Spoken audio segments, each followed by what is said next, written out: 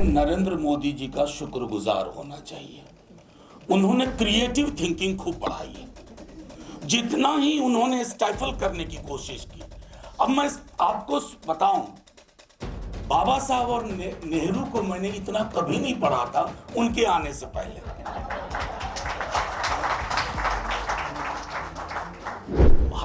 मैं नहीं जानता कि अरमान नक्सल, लेकिन अपने विद्यार्थी जीवन में नक्सली कुछ दिन रहा हूं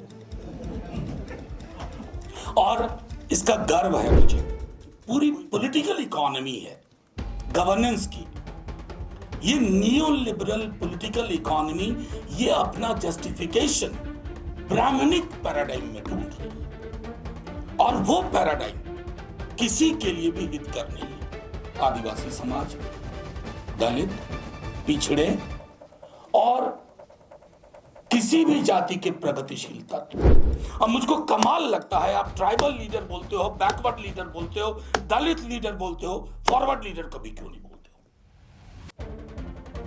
अपर कास्ट लीडर क्यों नहीं बोलते? ये मुख्य धारा अगर राष्ट्र का प्रतिनिधित्व करती है तो माफी के साथ कहता हूं, मैं इस राष्ट्र का हिस्सा नहीं। अगर यहां की पॉलिटिक्स, यहां की पब्लिक लाइफ इंडिया को रिप्रेजेंट करती है तो मैं साथ में नहीं। मैं हिंदी भाषी हूं, मेरी मूल भाषा हिंदी या हिंदुस्तानी जो भी कहे, लेकिन हिंदी भाषी होने के कारण मैं मराठी से नफरत नहीं कर सकता, तमिल से नफरत नहीं कर सकता। आमतौर पे हम कहते हैं कि कोई चीज हाशिए पे धकेल दी गई। आदिवासी समुदाय हाशिए के बाहर की चीज हो गई, वो पूरा का पूरा समुदाय। और इसलिए ये महत्वपूर्ण है कि इस तरह की किताब जब आती है तो हम सबको, और ये किस दौर में आ रही है ये भी सोचना होगा। मैं अक्सर कहता हूं एक बात और आज यहां दोहरा रहा हूं, हमें नरेंद्र मोदी जी का शुक्रगुजार होना चाहिए। उन्होंने क्रिएटिव थिंकिंग खूब बढ़ाई है। जितना ही उन्होंने स्टाइफल करने की कोशिश की।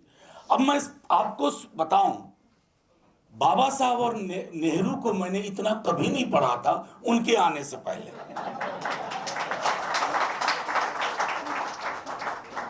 हालांकि उनका इशारा और इरादा कुछ और है, लेकिन ये चीजें हो रही हैं। अब लक्ष्मण ने प्रोफेसर की डायरी लिख दी, जितेंद्र जी ने एक पूरे समाज का जिसको हाशिए के भी पढ़े था वो ला दिया। इसलिए हम लोगों को थैंक यू मोदी जी बोलना चाहिए। मैं दूसरी चीज कह रहा हूं, एक और चीज, हमारा समाज कितना बदला है। एक छोटा वाकया, सुकुमार साहब यहाँ एक हाल में मैंने राज्यसभा में प्रश्न पूछा था फैकल्टी रिक्रूटमेंट का, जिसमें भयावह थी तमाम ओबीसीज, एससीज, एसटीज इन पर्टिकुलर।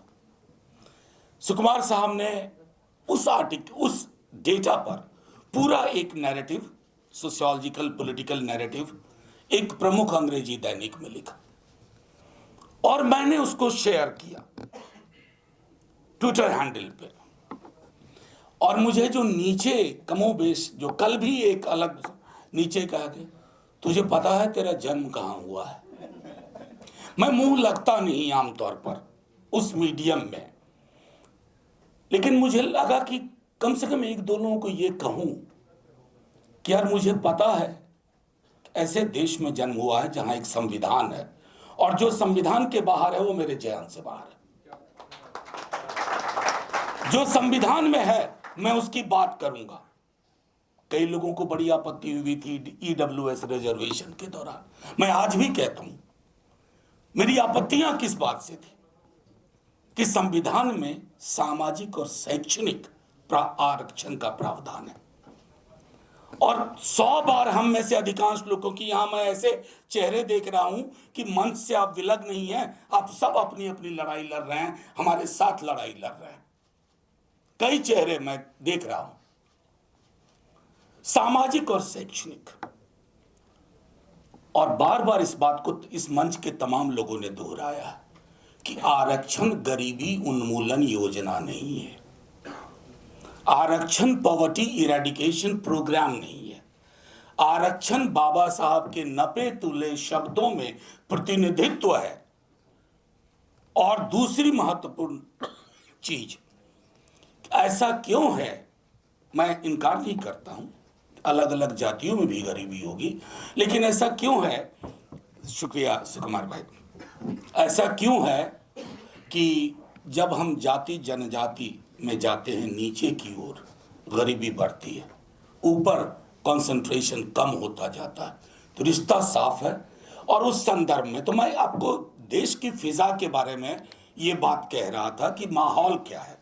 और यहाँ मैं थैंक यू नहीं बोलूँगा, क्योंकि मोदी जी ने 10-12 वर्षों में इस देश में एक ऐसा टोटलिटेरियन अथॉरिटेरियन फलसफा दे दिया है, जहां अगर आप उनकी सोच से इत्तेफाक नहीं रखते तो सबसे माइल्ड वर्ड आपके लिए आप अर्बन नक्सली। मैं नहीं जानता कि अर्बन नक्सली, लेकिन अपने विद्यार्थी जीवन में नक्सली कुछ दिन रहा हूं और इसका गर्व है मुझे, कोई रिग्रेट नहीं है मन में। नक्सली कौन होते थे? एक विजन तो था ना। आज की एक रिपोर्ट बता रहा हूं कि नक्सल आंदोलन के खात्मे का तथाकथित छत्तीसगढ़ में और अडानी का पेनिट्रेशन बढ़ना, दोनों एक साथ हो रहा है। कुछ तो वजह होगी, कुछ तो इस रिश्ते में गहराई होगी। ये समझना हम सब लोगों को जरूरी है, सब लोगों के लिए, कि ये जो एक पूरी पॉलिटिकल इकोनॉमी है गवर्नेंस की, ये नियो लिबरल पॉलिटिकल इकोनॉमी, ये अपना जस्टिफिकेशन ब्राह्मणिक पैराडाइम में ढूंढ रही है, और वो पैराडाइम किसी के लिए भी हितकर नहीं है। आदिवासी समाज, दलित, पिछड़े और किसी भी जाति के प्रगतिशील तत्वों, वोट किसी को दीजिए, वो आपकी चॉइस, लेकिन संविधान के अंदर उस दायरे में अगर आपकी सोच नहीं है, आप सबसे बड़े एंटी नेशनल है।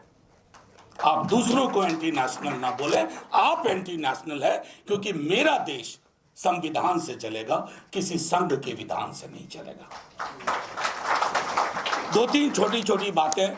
मुझे 5 बजे एक मीटिंग और है पार्लियामेंट में, वाइस प्रेसिडेंट साहब में हमने एक कैंडिडेट दे दिया है और उससे संबंधित एक मीटिंग है। देखिए, औपनिवेशिक इतिहास की किताब पर बहुत सारी चीजें मैंने कह दिया कि ये किताब, इसके अंग्रेजी संस्करण जब इसका आएगा तो अब भी मैं मौजूद रहूंगा, क्योंकि ये किताब कई भाषाओं में जानी चाहिए। और जब मैं इस बात से सहमत हूं कि ट्राइब, शेड्यूल ट्राइब, अनुसूचित जनजाति या आदिवासी, ये एक होमोजीनस कैटेगरी नहीं है, लेकिन कुछ समानताएं हैं, और उन समानताओं को अंडरलाइन करना होगा। औपनिवेशिक लेखन ने बहुत नुकसान किया, लेकिन तथाकथित राष्ट्रवादी लेखन ने उससे बड़ा नुकसान कर दिया। मार्क्सिस्ट हिस्टोग्राफी, उसने भी बहुत नुकसान किया, क्योंकि पूरे तीनों में एक चीज कॉमन थी, ये मैक्रो लेवल पे चीजों को देख रहे थे। तो गांधी के आंदोलन और उसके पूरे के पूरे अम्ब्रेला में बाकी छोटी छोटी चीजें गुम हो गई। इवन सबाल्टर्न स्कूल, मैं इतिहास का नहीं हूं, थोड़ा बहुत ग्रेजुएशन में इतिहास था तो थोड़ा दखल था इतिहास में। आजकल दौर एक अलग प्रकार का चला हुआ है। एक इतिहास लेखन में एक विधा होती है काउंटर फैक्चुअल इमेजिनेशन, यानी आप कल्पना करते हो अगर सीजर रूबिकॉन क्रॉस नहीं किया होता तो इतिहास क्या होता। जैसे हमारे प्रधानमंत्री जी लाल किले से इसी बार 15 अगस्त को उन्होंने बहुत कल्पना की। अब नेहरू तो खैर क्या कहूं, मैं सदन में कई दफा बोल चुका हूं कि यार एक मंत्रालय बना लो, दिल्ली का झंझट ही खत्म, उन पे मुकदमा कर दो कि नेहरू, मतलब प्रधानमंत्री जी 15 अगस्त को उस मौके पे आरएसएस की भूमिका की तारीफ कर रहे थे। विजयादशमी में करते तो मुझे कोई दुख नहीं होता, लेकिन लाल किले की प्राचीर 15 अगस्त और आप आरएसएस की, खुद आरएसएस के सरसंघ चालक चौंक के बैठ गए होंगे, हम कहां थे, हम तो थे ही नहीं। तो ये इसको कहते हैं काउंटर फैक्चुअल हिस्ट्री राइटिंग, और आजकल उस लेखन का दौर चल रहा है। और एक डोमिनेंट इलीट वर्ग की भी अपनी एक सोच और एक समझ होती है। अगर आप देखें आदिवासी, जैसे एक मैं छोटा वाकया देता हूं। मेरे एक मित्र हैं जेएनयू में, बटब्याल, राकेश बटब्याल, उन्होंने एक बहुत अच्छा पीस लिखा शिबू सोरेन साहब का, उनकी मृत्यु के बाद, देहावसान के बाद। पूरे 4 दिन अखबार में शिबू सोरेन को सिर्फ एक ट्राइबल लीडर, बल्कि कई लोग तो एक ट्राइब का नाम लेके लीडर बता रहे थे। मैं उस दौर में विद्यार्थी था रांची का, शिबू सोरेन की एक उंगली उठती थी, पूरा रांची, पूरा झारखंड आज का बंद हो जाता था। सिर्फ आदिवासियों के नेता नहीं थे, एक कल्पना के सृजक थे। लेकिन हां, बड़ा आसान है कैटेगरी में बांध देना। अब मुझको कमाल लगता है, आप ट्राइबल लीडर बोलते हो, बैकवर्ड लीडर बोलते हो, दलित लीडर बोलते हो, फॉरवर्ड लीडर कभी क्यों नहीं बोलते हो, अपर कास्ट लीडर क्यों नहीं बोलते हो? ये कैटेगरीज, इनके पीछे भी एक मंशा है। ये किताब उन वर्गीकरण को भी तोड़ेगी, ये मेरा भरोसा है। और मैं बार बार, लक्ष्मण बोल रहे थे, सुकुमार भाई भी बोल रहे थे, एप्रोप्रिएशन, इससे भी सावधान रहना है। मतलब मैं एक छोटा उदाहरण आपको दूं। जब मैं रांची में था और काफी मेरे ट्राइबल दोस्त थे, धर्मांधता इस लेवल पर नहीं देखी थी मैंने। इससे भी सावधान रहना, सिर्फ आदिवासियों को नहीं, हम सबको।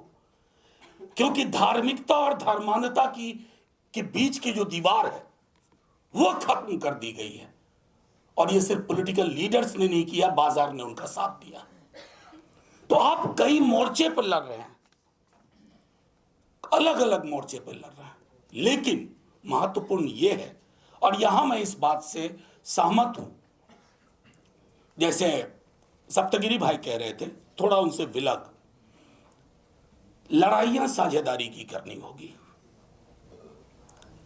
सॉलिडारिटी की करनी होगी, चाहे इतिहास लेखन हो या इतिहास की किसी धारा को खारिज करना हो। ये किसी भी, वो शहरयार की एक मशहूर लाइन है, इस रात की दीवार को ढाना है जरूरी, ये काम मगर अकेले जितेंद्र मीना से नहीं होगा, सबको आना होगा, अपने अपने हिस्से की लड़ाई लड़नी होगी।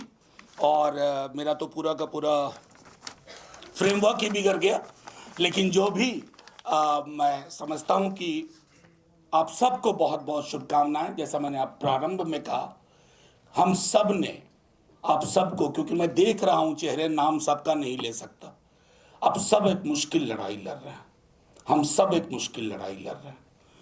और इस लड़ाई को सिर्फ पॉलिटिकल पार्टीज के भरोसे मत छोड़िए। मैं पॉलिटिकल पार्टी में हूं, हम लोग की बहुत मीटिंग होती है, लेकिन मैं कहूं, पॉलिटिकल पार्टियां चुनाव से चुनाव देखती हैं। अगर राष्ट्र निर्माण, और यहां मेरी थोड़ी आपत्ति भी है, ये राष्ट्र बना ही नहीं है साहब, it's a work in progress, या it's a work in progress. हम राष्ट्र क्या, हम मिनिस्ट्री क्या होता है? उत्तर प्रदेश, बिहार, मध्य प्रदेश, राजस्थान, वो भी राजस्थान का सब हिस्सा नहीं। ये मुख्य धारा अगर राष्ट्र का प्रतिनिधित्व करती है तो माफी के साथ कहता हूं, मैं इस राष्ट्र का हिस्सा नहीं। अगर यहां की पॉलिटिक्स, यहां की पब्लिक लाइफ इंडिया को रिप्रेजेंट करती है तो मैं साथ में नहीं। मैं हिंदी भाषी हूं, मेरी मूल भाषा हिंदी या हिंदुस्तानी जो भी कह लूं, लेकिन हिंदी भाषी होने के कारण मैं मराठी से नफरत नहीं कर सकता, तमिल से नफरत नहीं कर सकता। इसलिए ये राष्ट्र एक सतत निर्माण की प्रक्रिया में है, और इस निर्माण की प्रक्रिया में जब कभी ये राष्ट्र बनेगा, पूर्णतः ये देश बनेगा, उसमें इन सारे योगदानों को हिस्सेदारी दी जाएगी आबादी के हिसाब से। शुक्रिया, जय हिंद।